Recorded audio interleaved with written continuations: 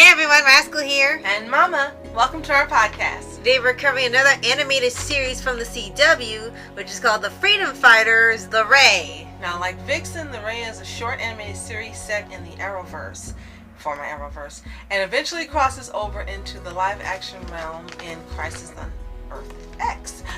When the Earth-X version of The Ray is killed, he passes on his powers to before he's killed, he passes on his powers to Earth-1 Raymond Terrill, along with the mission of saving Earth-X from destruction. Yes.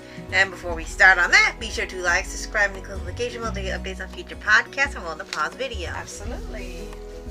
This was a surprising hit with us. Yes. We really liked it. Not only the DVD itself or the movie itself, but the character. And the character in this animated series is much more likable, than the live action one. Right. He has a different personality and you care about his character by the end of the movie, and you get his backstory, which makes it so much better. Yes.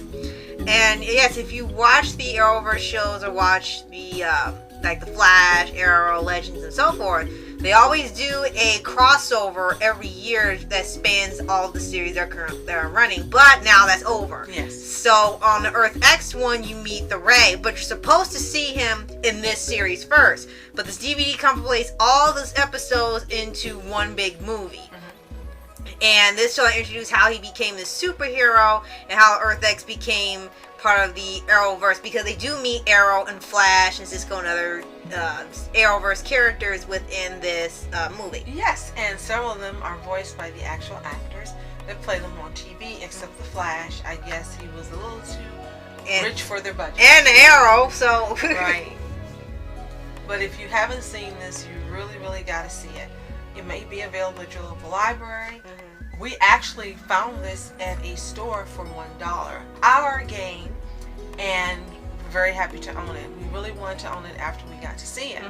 And his character, again, you really come to like. Now, one thing that's really great about this character, unlike most of the DC and Marvel characters, both his parents are alive. Right?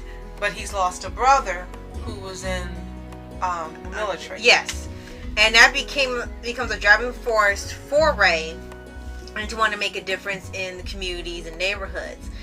And it impacts him, plus he's more shy about almost every aspect. When he tries to be more open and stepping up, he's usually shot down, and he just kind of stays in this little bubble that he's kind of made for himself. He wants to make a difference, but is too afraid to say anything. And it looks like we were kind of surprised to hear him on the reviews for this show or movie that it did not do well at all. Vixen did way better, but the Ray didn't seem to click with people. And the common trait seems to be how the character was written for his development from being shy to becoming more open to him coming out, because Ray is gay and he hasn't told his parents, so he's going through this thing where he's trying to figure out how to tell them.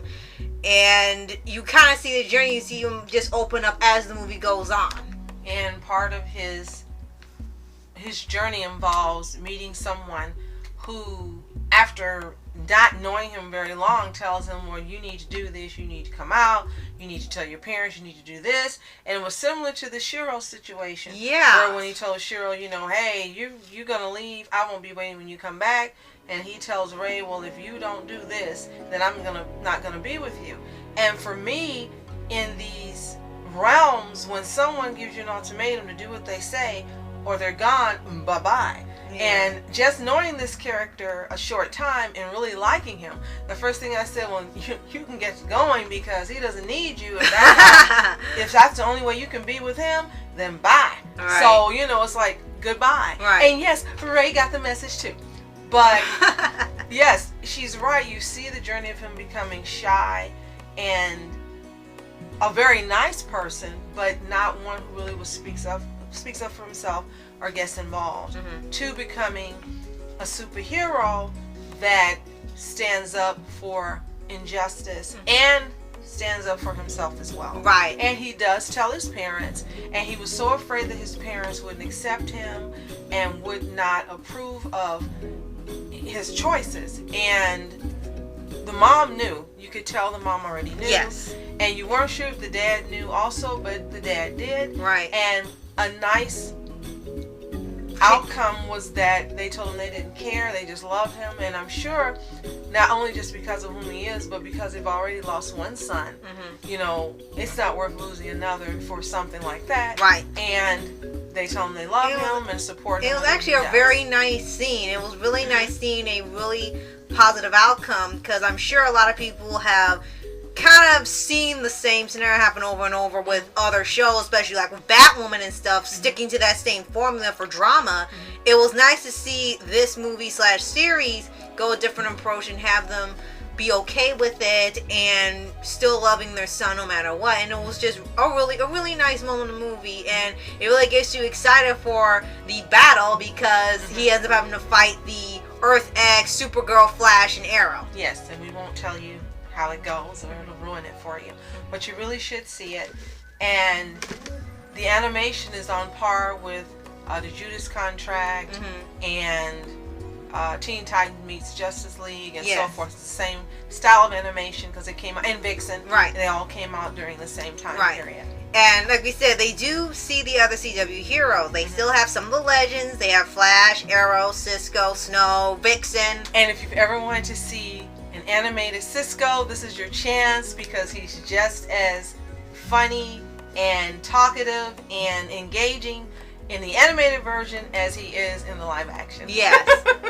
And yeah, this was a really different movie for us to see, because we had heard of the character, but we only heard of him through the crossover. Until that point, we didn't know who the Ray was, and the information people usually gave out, or DC themselves when it came to a comic or something, is that this is the Ray, he has light powers, he's gay, that's pretty much it. But this movie actually explains who he is personality wise and his powers, and lets you see growth and depth with him.